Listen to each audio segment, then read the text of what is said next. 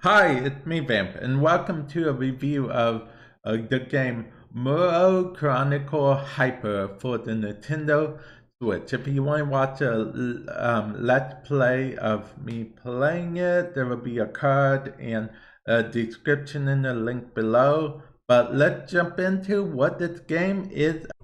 This game actually had 4 modes to choose from: easy, normal, hard, and expert. So pick whichever one you'd like to begin with. I'm going to tell you right now, this game is actually easier to play on the handheld mode version of the Switch, undocked rather, but more about that later. So, this game, you follow the main character, Io, and his childhood friend, the monster girl, and he actually had trouble talking to women. The reason he had trouble is because he gets super perverted thoughts every time he talks to a woman. Yes, it should give you an idea of what kind of game this is, full of fan service, full of ecchi, so if you're not into that kind of stuff, you might want to look elsewhere. All of a sudden, out of the blue, you get told that you have to go on an adventure to go to the neighborhooding monster girl kingdom and figure out why all of a sudden they hate all the humans. They used to be allies, but now all of a sudden they turned against humans. No one has actually came back, but you know, they really don't care what happens to you. It's not clear why they don't like you, why he doesn't like you rather, but that's the story and that's the plot and that's how you first start to explore. So yeah, just like any other JRPG, this JRPG actually had a shop where you buy and sell stuff. At the beginning, it doesn't have, very much, but, just like any JRPG, you should get more as time goes on. You start with 1,000 gold or gil, or I'm not sure what they call it in this game. I'm pretty sure it's gold, if I'm not mistaken. This is where you meet your mascot, and arguably the most perverted character in this game. He's the way you go about capturing, which again, there will be more about that later. Basically, the more excited he gets, the better off everything is. So, yeah. And now we reach the first section where they show you how to do stuff. They show you the dungeon map, which leads me to believe, well, it's not really leads me to believe, it's more of a fact that it's better on the Switch for this. Because on the Switch, you can actually just touch the touchpad on the map and have them auto travel there, not fast travel, but auto go through the dungeon area. So that makes it a lot quicker on there, a lot less tedious. And as you saw, the save function, it's not an auto save. You have to manually save as see fit. As you can see, the battle system is a bit unique.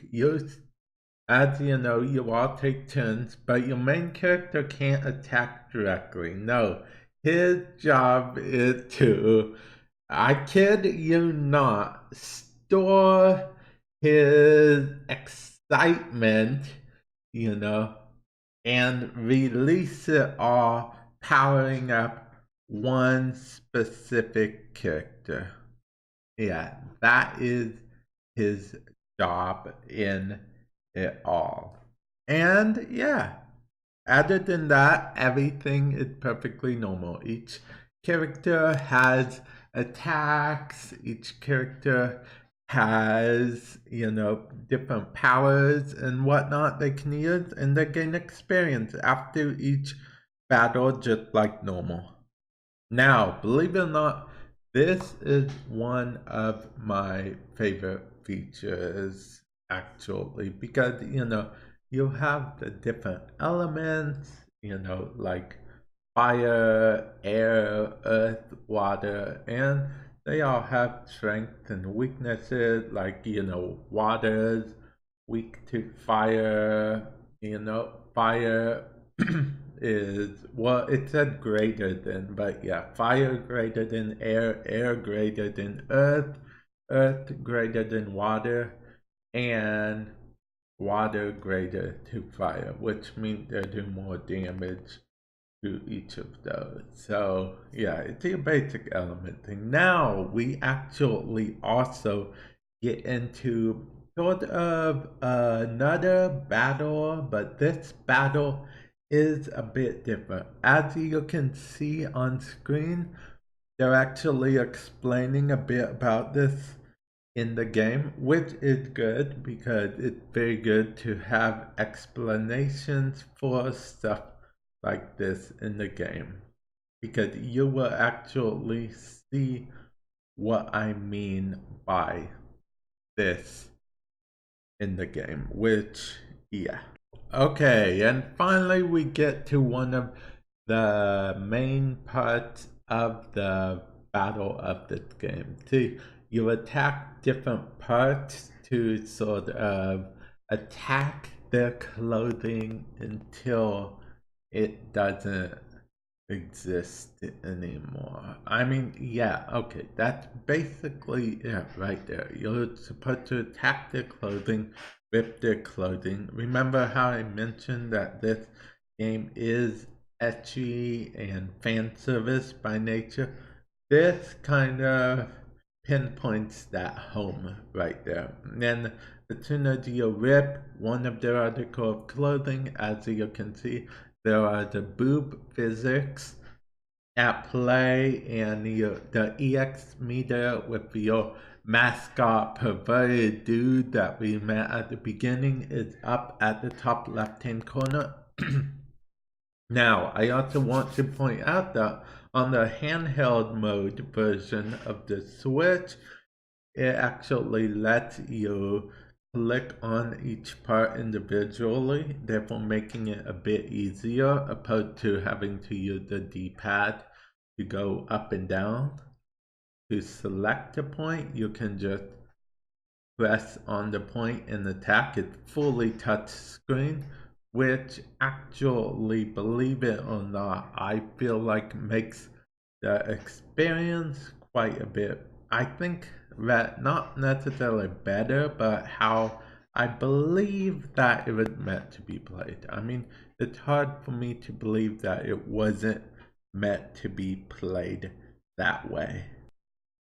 Okay, and now we get to the mechanic of the game, which I believe is the reason why it's not going to be available on the PS4 anytime in the future. And as of right now, of making this video, it seems to be a Switch exclusive, which is the rub mechanic. This is how you actually, I kid you not, once again, this is how you actually capture, the girls. As in not really capture more like Pokemon capture, you have them, you win them over, you battle them, and then they become on your side.